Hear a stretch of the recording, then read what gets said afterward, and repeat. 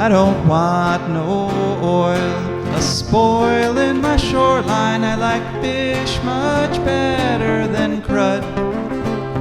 I like birds and things a-creeping and crawling. Won't trade no more oil for blood. The sun done give us all we need to make this country run. But that black demon oil's got us fussing and fighting, and I do believe it's time we was done. I don't want them nukes run by them kooks who think radioactivity is fun. No more three-headed frogs or kids with leukemia. Nuclear power ain't fit for a dog. The sun done give us all we need to make this country run. But that nuclear power's got us fussing and fighting, and I do believe it's time we was done. No nukes!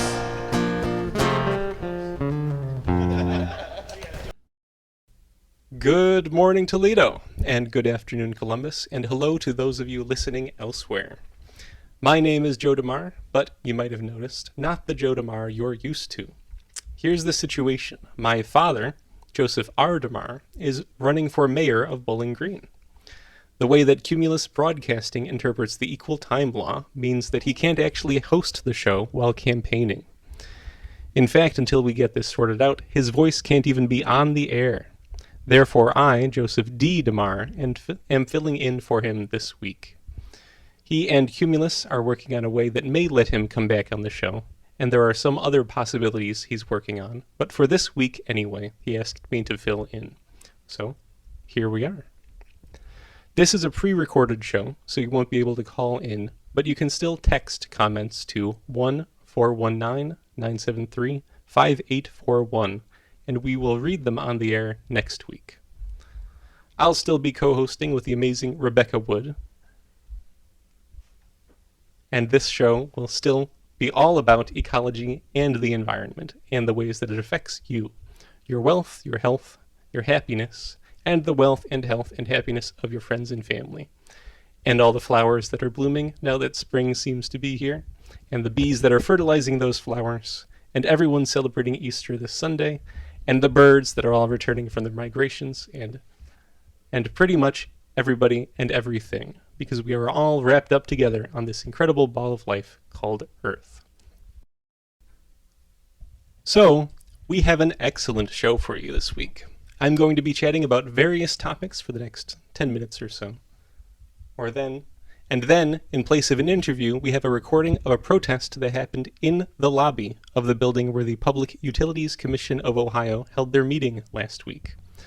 Those of you who listened to last week's show may remember that Joe interviewed Molly Nichols from the Sierra Club's Beyond Coal campaign. She told us that the PUCO has been sitting on the results of an audit they did of the coal plants that are being subsidized by ratepayers as a result of House Bill 6. There were speakers at the rally from several different organizations that you'll hear shortly. Then, after that recording, I have an amazing update on the situation that Molly emailed to us just yesterday. So, after that recording, we will hear from our fantastic patrons and sponsors, people and businesses with the foresight to support For a Green Future, to actually help that green future happen. Then we'll hear from Rebecca Wood. Rebecca, what will you be talking to us about this week? Well, I have a little segment called Who Put the Og in the Hall Og Wadi. That's great. Finally, we'll have updates on ecological news from around the world. That'll be our show. We hope you'll stick with us here for the whole thing. You won't be sorry. So, today is Easter, and that has us here at For a Green Future thinking about Easter eggs and birds. You probably know that Easter eggs are actually a pre-Christian tradition that stuck around after people converted to Christianity, just because the tradition is so much fun. While my dad is 100% Italian, I'm a quarter Ukrainian, and the Ukrainians have what is probably the ultimate Easter egg, which is called pizanki. They've got all kinds of symbols painted on them. Crosses, for example, from pre-Christian times, represent the intersection of eternity and time. Also, crosses represent the sun, fire, and soul. Ukrainian eggs with flowers on them represent fertility, and so women who were trying to get pregnant would paint flowers on their Easter eggs and present them to children in the hopes that they would become pregnant in the following year. Of course, we're not advocating for exactly that on For a Green Future.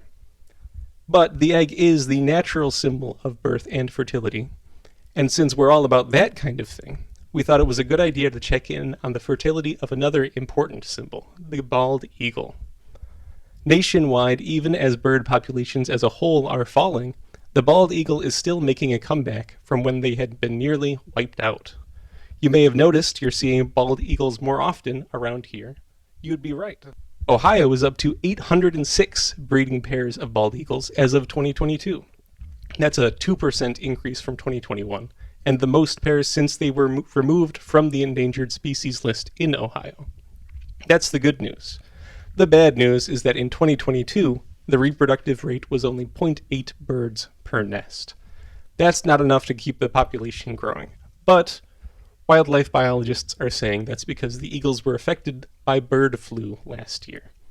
That flu should be fading in the population, and they expect 2023 will again be a year where they reproduce above the replacement rate. So, bald eagles are a cool bird to think about at Easter, both because they are cool, huge birds, but also because they really represent a species that just came back from being almost wiped off the earth forever. Back in the 1960s, they were down to just about 400 pairs in the entire United States. Now there's only 71,000 pairs in the lower 48 states alone. Literally, they were almost wiped off the planet, but we, as a species, made the decision that we were going to save them, and with the banning of DDT and the saving of their habitats and other measures, we managed to do just that. That's important to remember when we hear about the bird apocalypse, that overall bird numbers are down by billions. When over half our bird species are declining, despite a few that are increasing, like eagles, ducks, and swans, we should prioritize saving all birds, like we did the eagles. And if we make the necessary changes in pesticide use, habitat protection, and protective laws, we can reverse this decline. We've done it before, and we can do it again. Just as hope springs eternal, and every year we see spring coming again and renewing that hope, guarding and protecting nature is something that we will always have to do. So happy Easter to everyone who celebrates it. Now it's time to talk about a fun event that happened this past week in Columbus. The Sierra Club, along with several other groups like the Ohio Environmental Council, Ohio Citizen Action, and the Poor People's Campaign, organized a rally calling on the Public Utilities Commission of Ohio to finally act on the audits they did of the OVEC coal plants. We have here soon a recording of that rally. We'll have to apologize for the sound quality. It happened in the lobby of the building where the PUCO offices are, which was quite echoey, but the speakers were all excellent. They each attacked the PUCO's inaction from a different perspective, and they were all fighting to end the coal bailouts. Let's listen. To start. So I wanted you to be a part of it.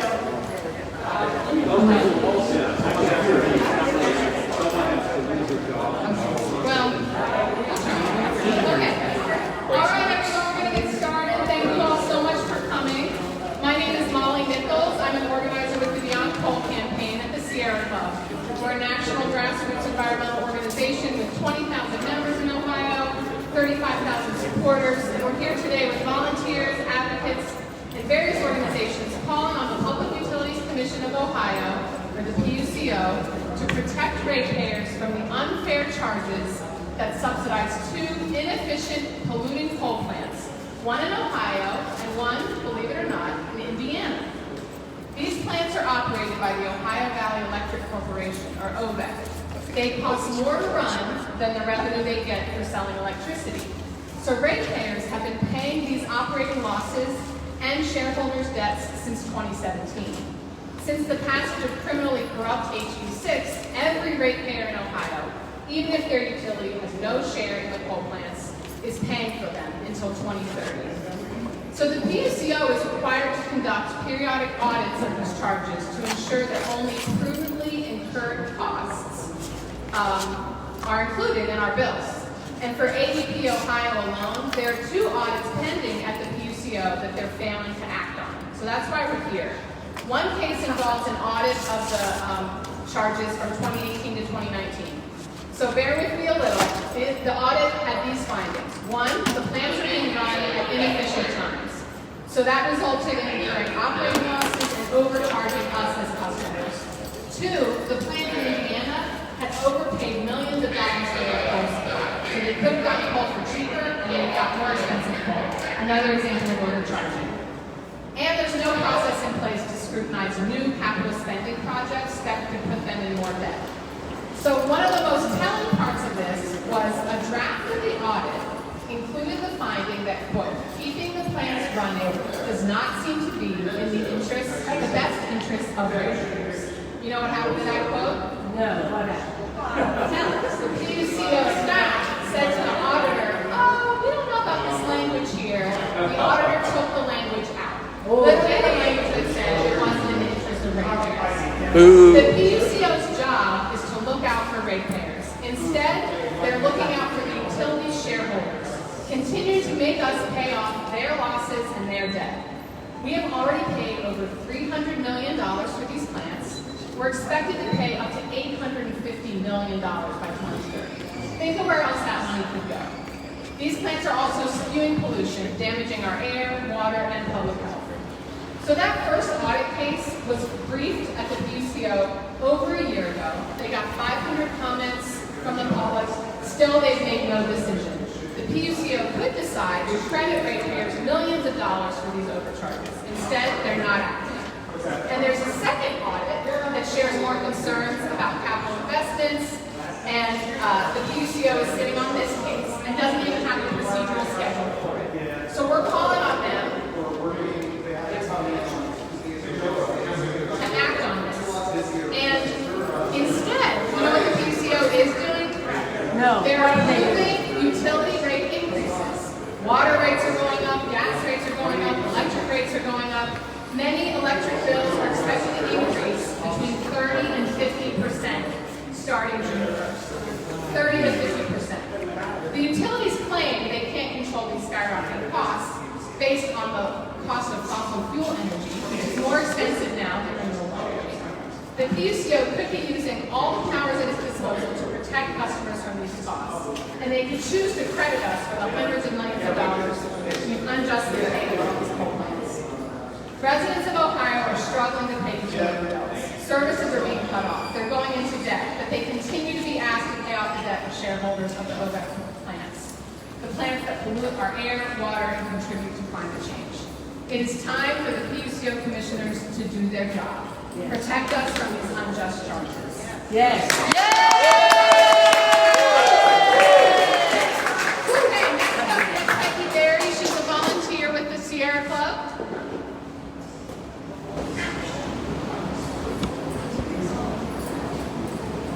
Hi, my name is Peggy Barrett, and as a Sierra Club member and a PhD prepared nurse, I recognize the ramifications of no action by the PUCO to limit how much customers must pay for these dirty coal plants, which are run poorly and cause health impacts downwind. The Public Utility Commission needs to take action to protect the health and the financial impacts for the customers throughout Ohio. We collected 500 cards to deliver to the Public Utilities Commission today, to the chair, French, and the commissioners. And this says the OVEC coal plants have consistently lost money for years, and those losses are made worse by OVEC's poor decision-making and ill-advised investment. All right.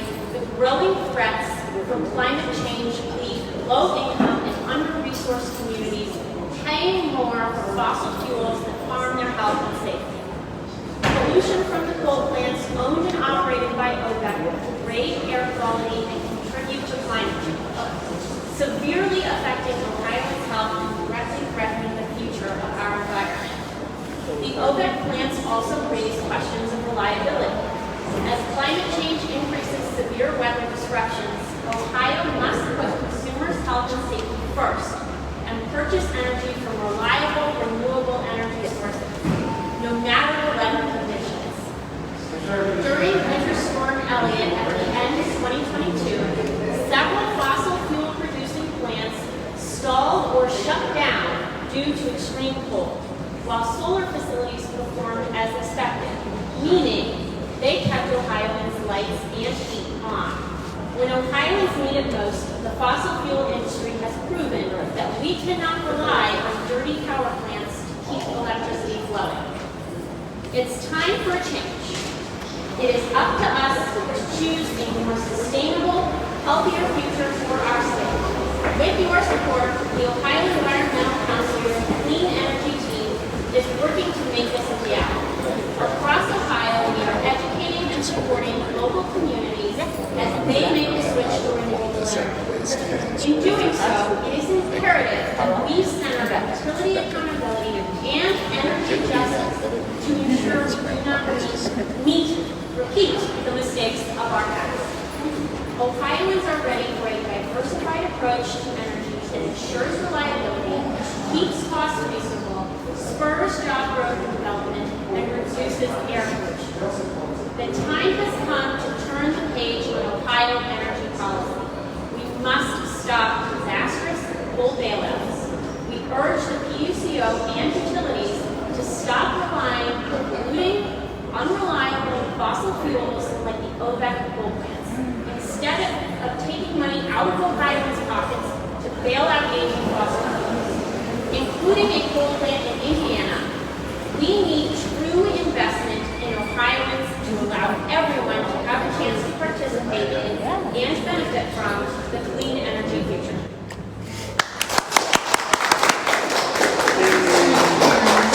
Our next speaker is Larry Bresler from Utilities for All. Yay, Larry! Larry for president. Larry for president, PUCO president.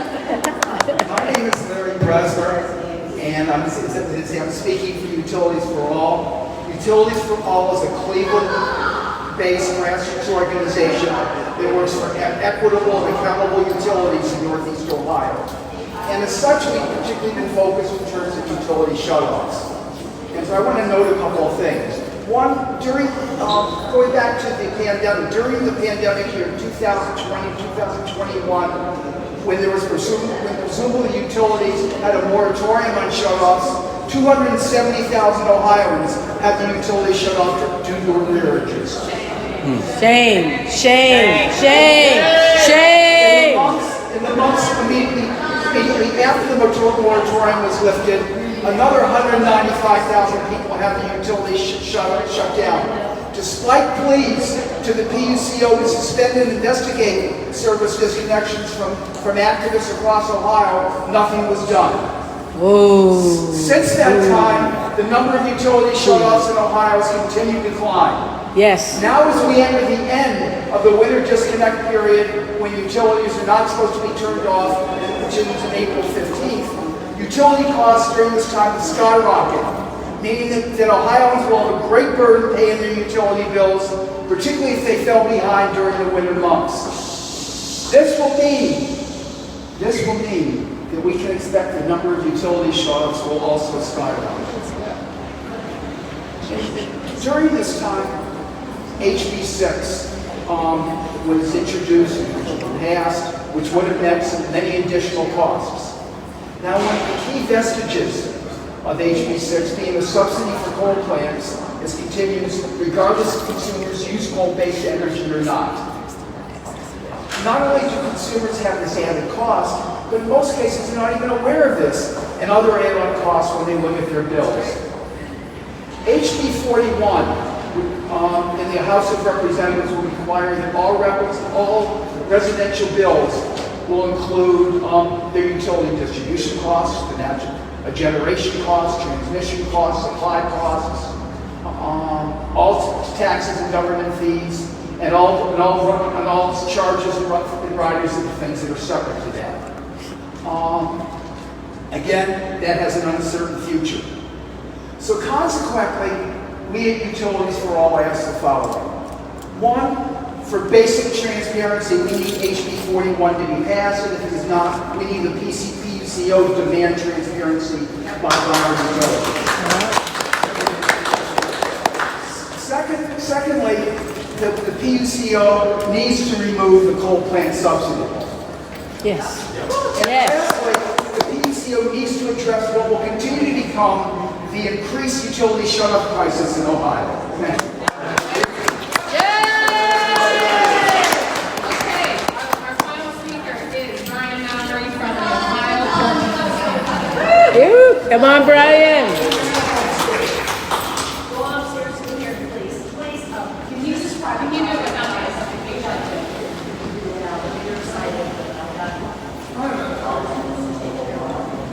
Can you just do it without the identification? I don't need the amplification. I don't need the amplification. Yes. Good afternoon, y'all. And I'm here representing the Ohio Poor People's Campaign.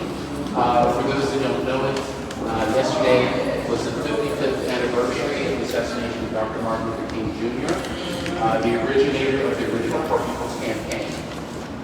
We have a theory of change where we talk about 5 interlocking evils that we need to address in order to save the moral fiber of our country. We talk about systemic poverty, systemic racism, environmental degradation. Others before me have spoken about what these plants mean in terms of the environment and the cost that disproportionately falls upon people of color and people of low income. I right now am going to concentrate on the poverty aspect of that. I'm going to start off with a few remarks on what poverty looks like here in Ohio. 34% of Ohioans are poor or low income. That's a total of 3.8 million residents. That includes 48% of our children. That's 1.2 million. That includes 40% of women, 61% of black people. That's 860,000 total. 59% of Latinx people. That's 256,000. And 33% of white people. 2.9 million. Now, from 1979 to 2012, income for the top 1% in our state grew by 103%, while income for the bottom 99% actually fell by 5%. Now, Ohio's richest 1% can expect a tax cut, expected a tax cut in the year 2020 over $36,000, while the poorest 20% in the state can expect an average tax cut of $80,000. Now you ask me, why is this important?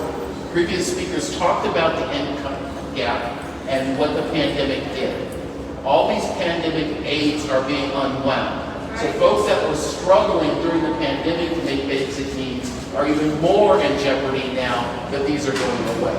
The PUCO has the power and the duty to protect low-income Ohioans from additional financial abuse at the hands of the wealthy and powerful of the state. Additional financial burden being imposed on low-income Ohioans is distasteful at best and unfair at worst for those who have suffered most egregiously during the pandemic. I come here from Cleveland, where the private utility was engaged in anti-democratic shenanigans, resulting in convictions of several Ohio politicians and regulators to further that company's aims. We here in the campaign believe that when you live from the bottom, everybody rises, and those policies that support those who are at the lowest income and economic level benefit all. So again, we urge the support of the passage of H.B. 41, and if not, the PUCO will take that on. And we also urge justice around House Bill 6 to deal with the $61 million of public funding and shenanigans that occurred. Thank you for your time. So, I hope you all got something out of that. Here comes the big announcement. After sitting on these audit results for almost 2 years, after this protest, the PUCO finally filed a motion on April 7th that starts the process for reviewing these charges on our electric bills. If they find that those charges aren't prudent, they have the power to actually cancel them and demand that OVEC refund the money they've taken from us. So we'll see what happens there. All right, that brings us to our advertisers and patrons. The Ecofill shop is located at 115 West Mary in Bowling Green, Ohio. They sell lots of different things: cosmetics, bath and body, home and garden, cleaning, towels, knickknacks, candles, fragrances, and more. They sell all of these things without plastic containers. The whole purpose of the Ecofill shop is to eliminate plastic. Customers love them. Summer says, "I'm loving the products they offer. It's sensible and affordable, all while being eco-friendly and plant-based, eliminating the unnecessary use of chemicals." That is just one of the glowing testimonials you'll see at their website, ecofillshop.com. In fact, my household is one of those customers. When I shave, I use a shaving brush and my little bar of shaving soap I bought at the Ecofill shop. If you're interested, give them a call at 419-944-8862 and talk to the owner, Josie, who's very passionate about environmental issues. You can also check out their website, ecofillshop.com, or best yet, just drop in at 115 West Mary in Bowling Green. That's the Ecofill shop. For a Green Future is also brought to you by the Wood County Park District. The Wood County Park District is a natural resources conservation agency. They are protecting natural spaces, maintaining quality green spaces, providing engaging programming that teaches people to love and respect nature, restoring wildlife habitats, and leading outdoor adventures. Wood County Parks protects natural spaces in Wood County for all to enjoy from 8 a.m. to 30 minutes past sunset every day of the year. You can contact them at 419-353-1897 or online at www.wcparks.org, or on social media platforms such as Instagram and Facebook. You can find them at WC Parks. For a Green Future is also brought to you by our Patreon patrons. These are all wonderful people who've gone to patreon.com and searched for our Patreon page, For a Green Future. They've looked at our different levels of patronage and chose a level that matched their monthly budget. And now, their continued monthly subscription is a large part of how we can afford to keep this show on the air. Thanks again to our advertisers and all of our patrons.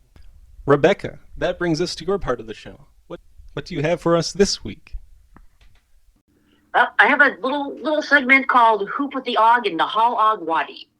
Fantastic. Take it away. Okie dokie. Well, in honor of the triple conjunction of Ramadan, Easter, and Pesach, aka Passover, this year, I want to do something about Jerusalem, which is sacred to all three faiths, a place where they all fail to get along dramatically.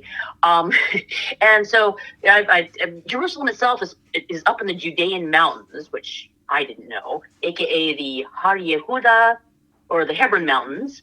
And specifically, I decided I'd zero in on the Mount of Olives, or Mount Olivet as it's sometimes called, which is actually kind of in Jerusalem. It's adjacent to the Old City.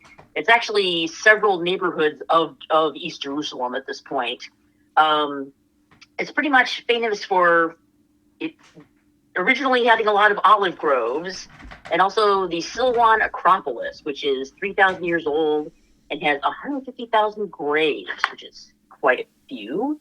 Mount Olivet also being called Har HaZaitim in Hebrew, and Jabal Az-Zaytum, or At-Tur, the mountain in Arabic. At-Tur also being one of the villages that's become a neighborhood, which is located on a mountain. So yeah, it's significant in Christianity because it has a lot of the events of the life of Jesus and Mary there. Let's see, Garden of Gethsemane is at the base. It's Jesus is supposed to have ascended from Mount Olivet. So yeah, let's see. In Judaism, well, the Silwan Necropolis, for starters, is kind of the archetype for all Jewish cemeteries. A lot of the customs that you see in Jewish cemeteries started there. Also, let's see, King David is said to have gone to pray at the top of Mount Olivet, and Solomon, quote, built a high place there. which no one has found it yet. It may have been some kind of an altar. There's a lot of altars in high places, references to that in the Old Testament. So there's a great tradition, across really all faiths, preceding monotheism of tops of mountains being holy places. So there's that. And, in Islam, at the end of days, there's going to be a 7-arched bridge, which is going to magically appear. I guess magically appear. Maybe someone will build it. I'm not sure. But it's going to appear one way or the other. And it's going to connect Mount Olivet to the Temple Mount, where Muhammad ascended to heaven, I believe. Explain the night journey thing, tell us stuff. So yeah, there's that, and only the righteous are going to be able to cross this bridge. So Mount Olivet is involved in a lot of stuff too. It's primarily famous ecologically for olives and water. Unfortunately, it's an urbanized area now, so there are not a lot of olive trees left, which is a shame because they're actually very good for the environment, it turns out. They're good at apparently reducing global warming and desertification, which is nice. There's a few around, though, that are between 800 and 2,000 years old, which is pretty cool, I think. Mount Olivet is one of the 3 peaks forming a ridge running across the Kidron Valley, or Valley of Josaphat. The other 2 would be Mount Scopus and the ominously named Mount of Corruption. I don't know why it's called that. That's for next year. Apparently they've been studying the olives of Gethsemane, which is located at the base. The Garden of Gethsemane is at the base of the mountain. I think I forgot to mention that. And according to their morphology and DNA, they were all propagated originally from one tree, although they've kind of mutated and split off into families. But yeah, they are all from one tree, apparently. So yeah, and the other thing is water, of course, and the entire, it's a couple of important watersheds, I think, that mountain contributes to. The east side of the mountain, among other things, has a wadi called Nahal Og, which I kind of zeroed in on. It's also, a wadi is the same thing as what we call a winterbourne in English, something that's dry in the summer, basically, or you could call it an ephemeral stream. American West, it would probably be referred to as a gully, poetically. Just doesn't sound as good as any of those other things, if you ask me. It drains the eastern slope and runs into the Dead Sea. In fact, it's the northernmost stream to run into the Dead Sea, it turns out, although the biggest freshwater source for the Dead Sea is the Jordan River, of course. So yeah, the wadi, it has the mouth of the best on the Dead Sea. I'm not endorsing travel to Israel because I do not like what they're doing with the Palestinians there. However, I know people, people have to go back there to visit family sometimes, or sometimes people get an overpowering urge to see where they came from or something like that. So that's kind of understandable, I guess. Hey, I take vacations in America where there's plenty of stuff going on here that's not good. So yeah, if you're going to disregard my advice and be there anyway, apparently the Nahal Og has a very nice hiking trail that goes by it if you're in Jerusalem and can't avoid that, or can't or won't. It's got some beautiful canyons apparently, and it's a hiking trail you have to use ladders for, which sometimes kind of develop a bottleneck if there's a lot of people on them, apparently. And okay, this is the interesting thing where I got the title from. Nahal means stream. Og is either sumac or a flower that grows in dry waterbeds. Or I do not think that sumac is usually characterized as a flower, so I don't think it can be the same thing. I think it's got to be one or the other, so one of those is wrong. So again, if anybody knows, please tell me. It's going to bother me now. And if you Google the phrase Og flower, you really just get 10,000 people trying to sell you marijuana because they think it's OG and not Og. So yeah, I don't think that usually grows in dry stream beds offhand, but what do I know? The trail is described as snaking through water holes, and at one point there's a seasonal waterfall that might be there if it's in the winter. As with any canyon, watch out for flash floods. really very bad things that happen during flash floods in canyons, and you want to always check the weather very carefully and maybe ask a ranger to make sure.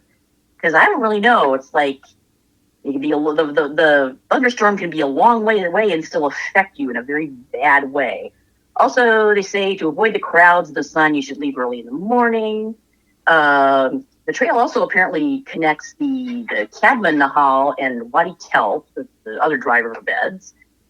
And the interesting ecological thing that was going on with us recently is that a couple of years ago, they stopped sending wastewater down the Nahal Og, and probably some other wadis as well, coming out of Jerusalem. So yeah, that happened. It was probably a good idea, but then they're using this as kind of a way to study what happens when you stop doing that to water holes and to wadis and how quickly dry stream beds, how quickly they recover. Apparently, the wastewater, it was so much of it that it was causing continual flow instead of making it seasonal, so that it dried up sometimes. So that's bad, and it caused vegetation to grow rapidly along the channels and bars also. And apparently, Nahal Og Wadi is recovering fairly quickly, so that's nice, I guess. It's kind of going back to what it was supposed to be, but they're still going to kind of study how that plays out, which is nice. Rather upsettingly, there was recently an incident a couple of years ago where a school group was there, and some school group leader who was probably in for a good decade of mental health problems and unemployment now, lost 42 children. They got to the bottom of the ladder first and took off going the wrong way, and they sent drones out who found 39 of them. So great for everybody but 3 of the families. So yeah, nature is not to be trifled with. You got to watch yourself when out there. It ain't a playground, you know? So yeah, that is Nahal Og. Really, I'd like to know about a lot of the stuff in this thing. So, but there's always next year. They have Passover every year. Wow. Thank you, Rebecca. That was very interesting. Now it's time for some ecological news.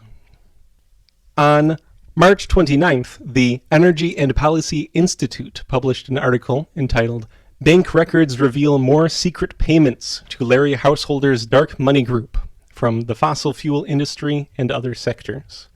This is yet another HB6 update. You'll remember that Larry Householder and his henchman, Matt Borges, were found guilty of taking bribes from First Energy to secure a $1 billion bailout for their nuke plants. Well, it turns out First Energy was not alone. The Cleveland City Council did a public records request for bank records from Fifth Third Bank. That's the bank Householder's crooked non-profit Generation Now used. While First Energy provided about 90% of the tainted money, a group called Empower Ohio, mostly funded by AEP, American Electric Power, tossed in around $700,000.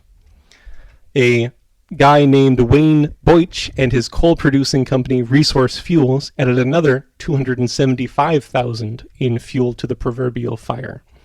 There were pipeline companies, fracking equipment suppliers, and other corporations all contributing to the $1 billion bailout. But the most disappointing group were the unions. ACT, Affiliated Construction Trades, a union-funded 501c4, and other union groups tossed in $1 million. Now, at the time, in their pro-HB6 testimony, the unions claimed that they wanted to keep the couple hundred nuke plant union jobs, but not hurt the wind and solar industry. Wind and solar at that time was promising tens of thousands of new union jobs. Unfortunately, you can't back a law that makes it harder to build wind and solar and expect to get more wind and solar jobs.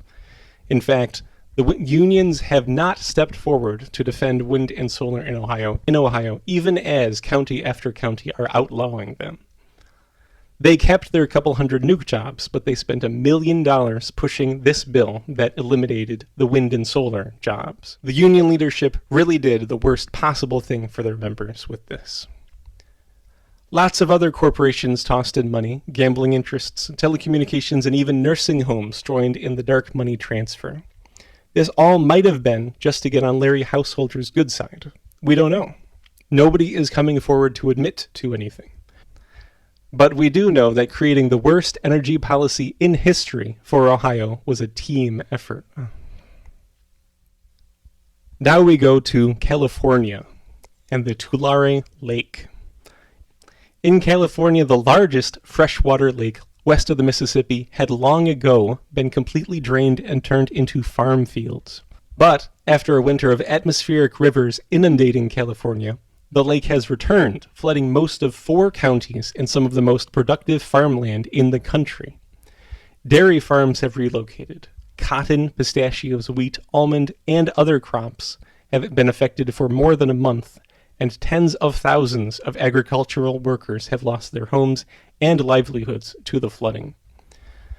The flooding is predicted to last for months as the snowpack on the Sierra Madre Mountains pours down and continues to swell the San Joaquin River.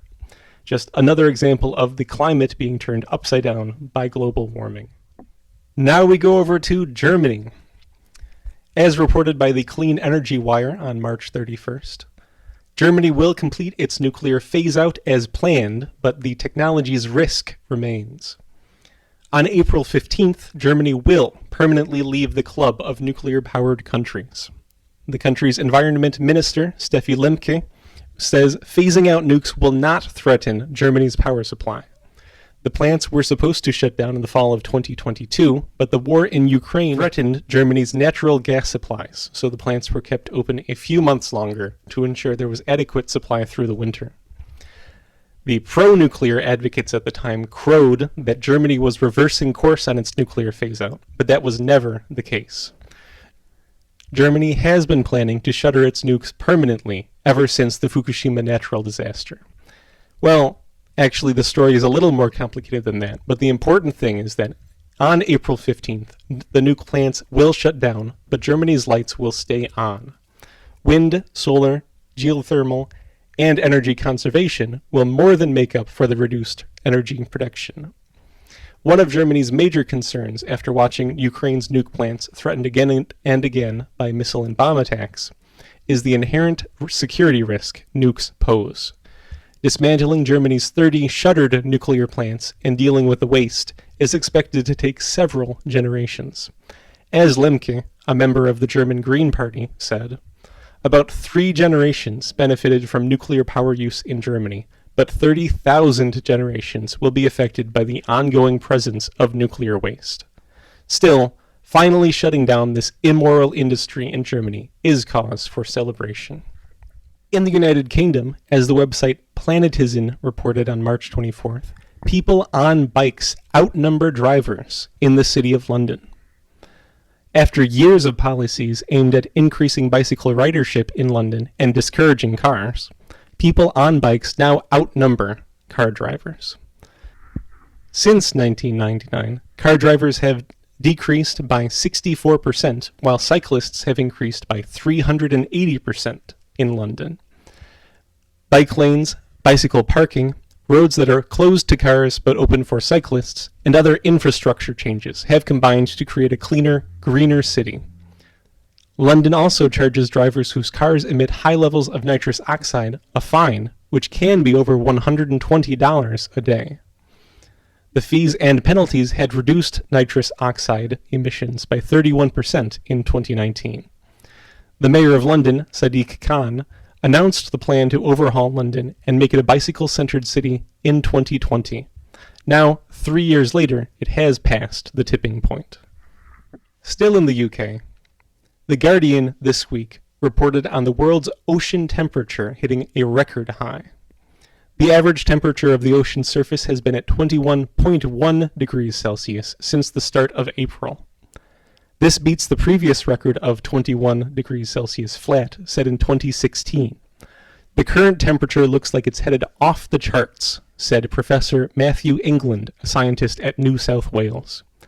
In fact, the data produced by the National Oceanic and Atmospheric Administration, NOAA, showing ocean surface temperatures over time, shows a sharp uptick in the past few months. This trend clearly outpaces any temperature rises recorded by satellite going back to 1981. This supports an assertion we've been making for many years on For a Green Future, that we are caught in a positive feedback loop. The effect of global warming is more global warming. This would explain why the rate of increase in temperature seems to be accelerating at a breakneck pace. Scientists say this sudden rapid increase in temperature could shift the world's ocean currents from a La Niña to an El Niño pattern, causing a dramatic increase in storms and storm intensity. Now we return to the U.S. and specifically to Yellowstone National Park. Our friends at Roam Free Nation, joined by the Alliance for the Wild Rockies, have issued a press release entitled Management Runs Amok for the Last Wild Buffalo, dated April 3rd. Another 500 bison have been removed from the wild, 75 more killed by hunters, and 430 captured by Yellowstone and put into pens. As of April 3rd, over 38% of the wild bison had been slaughtered or captured. In the fall, the population was over 6,000, now it's around 30. This is a travesty, said Stephanie C., co-founder of the Montana-based Roam Free Nation. There is a gluttony of mismanagement taking place that is driving these herds towards extinction. This is the worst animal genocide since the 1800s, said Bonnie Lynn. She lives across from the park and runs the organization Yellowstone Voices. Earlier this year, Yellowstone Voices released a video which went viral. It shows hundreds of bison gut piles covering fields as far as the eye could see, and a stream running through those fields that was literally running red with blood. In June 2022, the U.S. Fish and Wildlife Service announced that they were considering granting the Yellowstone herd, the only free-roaming and genetically pure bison herd in the country, endangered species status. But the state of Montana's hunt, plus the unregulated hunting done by 10 different Native American tribes, combined with Yellowstone's capture, slaughter, and domesticate program, means that this last truly wild herd could be driven to extinction before the lengthy endangered species process can be completed. There are hundreds of thousands of bison raised in pen as cattle around the country for meat, but those bison are not part of the prairie ecosystem. Like European cows, they are raised solely for us to eat. Ecologists have long argued that the presence of bison roaming freely on the open plains is essential for healthy ecosystems. Roam Free Nation is calling on people to contact Yellowstone National Park and telling them to end the slaughter, which is now impacting the calving season, and release the bison they have in their traps. Here is a segment from our March 20th interview with Stephanie C. Hi, thank you so much for having me again. I'm the co-founder of Roam Free Nation. We're a Montana-based organization that focuses on the Yellowstone buffalo, but we also aid our allies in defending wild nature. It's a killing frenzy in the Gardner Basin. It's shocking. We went into the fall with 6,000 buffalo. Now there's fewer than 4,100. And most of the killing has been done by hunters, if you want to call them that. It's really been a killing spree. Part of the problem is that when we were at the IBMP Interagency Bison Management Plan meeting in late November, the Park Service usually comes up with a number that they want to remove from the population, which we never agree with. But they didn't do that this time. And part of us, we thought, well, maybe that's a good thing, because the past bunch of winters have been so mild, there hasn't been a really large migration into the basin, and so there might not have been a big effort to try to capture or kill any. Well, that ended up backfiring, because winter came hard, and it came fast, and it came really severe, and literally more than 2,000 buffalo migrated into the Gardner Basin, and over 1,000 of them have been killed in the hunt alone. 88 of them have been shipped to slaughter. There's another 282 that have been put into the quarantine / domestication program. Well, they're separated from their families. They'll never see their homes again. They'll be moved to strange places. It's just been awful. It's been absolutely awful. 30%. This is the most significant slaughter since the 19th century. Well, it's the hunters are going nuts. I mean, there are, like, I've been to Gardner a few times to patrol, and what I've seen, it's just nuts. I mean, gut piles as far as you can see all over the landscape and all the hunting areas, and just big trucks showing up every day full of people with rifles and going out and shooting as many buffalo as they can. And they're not stopping. There's no satisfaction. It's just a killing spree. And it's bad. It's really, really bad. And Yellowstone is also holding, how many they have? Over 300, almost 375 buffalo that they are holding for either slaughter or release. We need them to release them. This is over the top. And this also goes on the heels of, at that same interagency bison management plan meeting. So we went into the fall, into the season with 6,000 buffalo.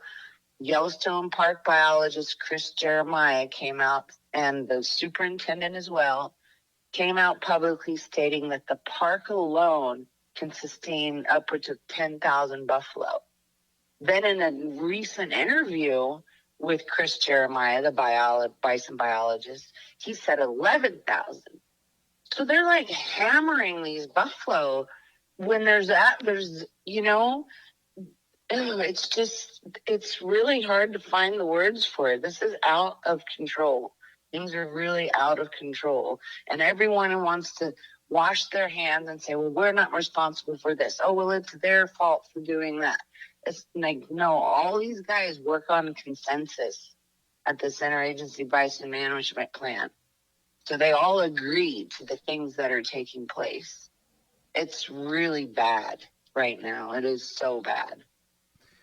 Including the Department of Livestock.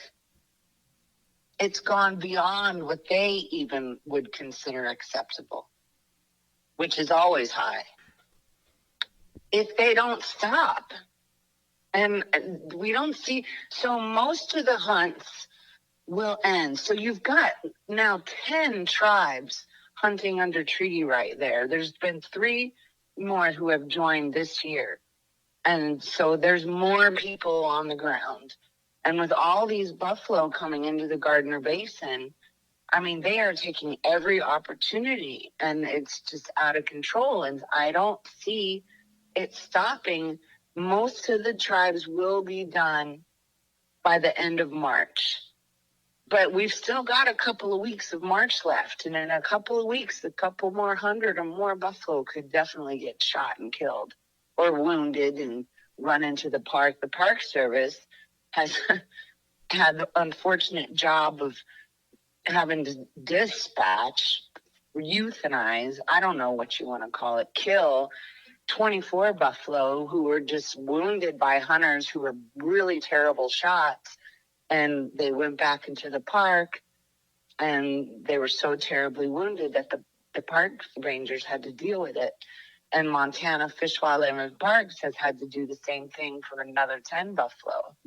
So, I mean, it's a war zone out there. It is 100% war zone. That ended February 15th. Well, that's something, but yeah.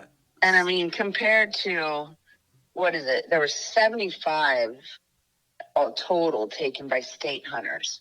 The rest were by tribal hunters. And that total number is 1,067, according to these agencies. And 75 out of that 1,067 were state hunters. The rest were all by tribal hunters. They are.